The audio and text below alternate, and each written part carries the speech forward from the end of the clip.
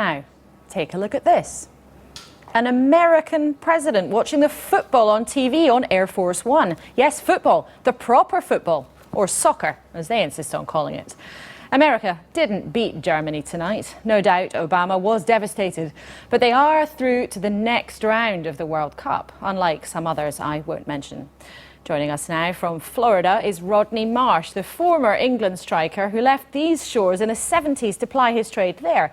And in Washington is Mark Fisher from the Washington Post, who, let's just say, is not quite so keen.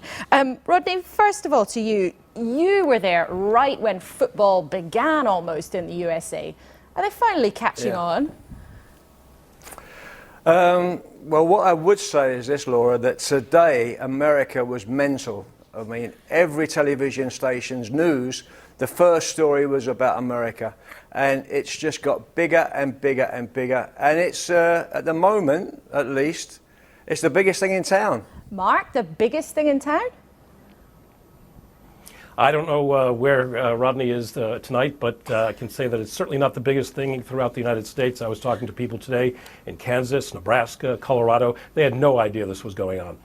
Do you think, Rodney, though, that you have seen over time actually people starting to see soccer as being a more popular sport? I mean, more people watched it than they did watch the Portugal match than the NBA final last week. That's right, but talking about Kansas and Nebraska, I don't think anybody cares what happens in those states anyway. But as far as soccer in America is concerned, and Mark is completely wrong when he said that. I'll tell you why. After the England-Portugal game, the New York Times first 4 pages of the sports section were all, the first four pages were all USA soccer. Mark, it's enormous here now. Mark, is it just the Washington Post that's missing out then? Is it just the Washington Post? Rodney is hitting it right on the head.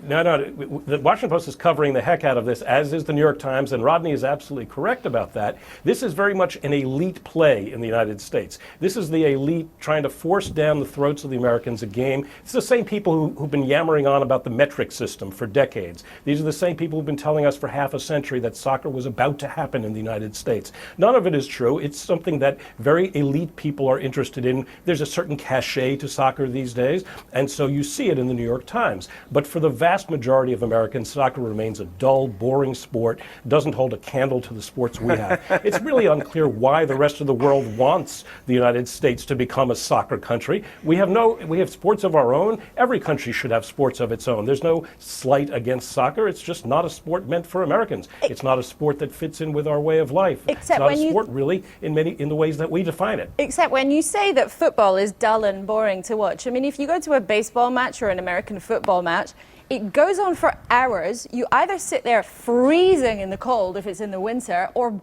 getting sunburn if it's in the summer. I mean, surely 90 minutes of fast-paced World Cup action is a bit more interesting than that.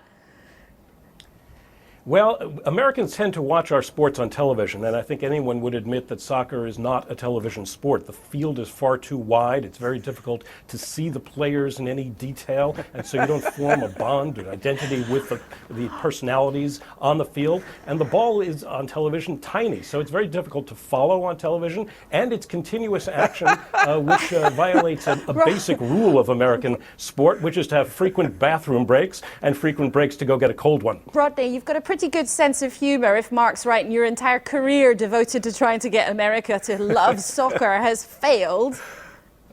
Yeah. Let me make a comparison. Mark's made another comparison to American sports and soccer. He just said that the pitch is too big, the field is too big, and the ball is too small. Mark, have you ever tried to watch ice hockey on television? You can play for 4 hours and not see the puck. The puck is this big, you can't see it. It travels at 100 miles an hour and you can't see the puck. And you watch it for 4 hours. You kidding me? Briefly though, Rodney, do you think the World Cup is actually a moment where Americans will take football to their hearts, genuinely? Or is it just the surprise that they've got through to the next round? Well, I've seen over the 25, 30 years, since I've been here, the growth of the sport. There are so many young kids playing, millions and millions of kids. The Women's League is big. The Women's National Team is fantastic. There's a lot of girls playing. There's a lot of kids playing. It's getting bigger and bigger and bigger.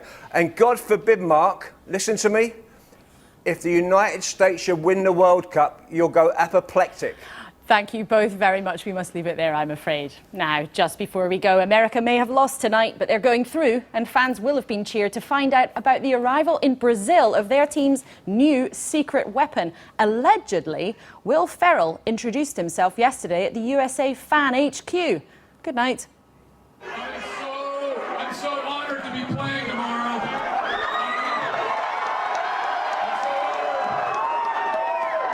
I'm not gonna lie to you. I'm not in the best shape, okay?